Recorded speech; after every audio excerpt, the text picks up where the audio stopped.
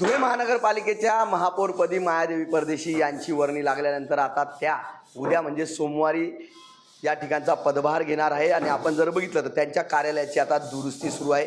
गेल्या 2 वर्षापासून हे महापौर दालन बंद होतं, मात्र आता महापालिकेच्या निवडणुका पार पडल्या, त्यात एक हाती सत्ता भारतीय जनता पार्टीने मिळवली आणि या ठिकाणी महापौरपदी या ठिकाणी मायादेवी परदेशी यांची निवड झालेली आहे। आणि आता त्या पदभार स्वीकारण्यापूर्वी ज्या त्यांच्या कार्यालयाचं नूतनीकरण सुरू करण्यात आलेलं आहे। अत्यंत चांगल्या पद्धतीचं नूतनीकरण आणि बैठक व्यवस्था या ठिकाणी केली जाणार आहे आणि त्याचं काम हे अंतिम टप्प्यात आलेलं आहे।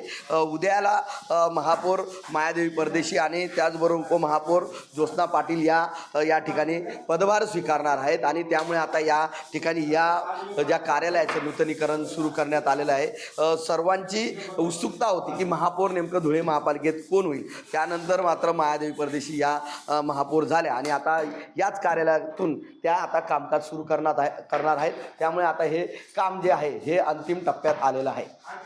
मनीष माथोळे, TV9 मराठी, धुळे।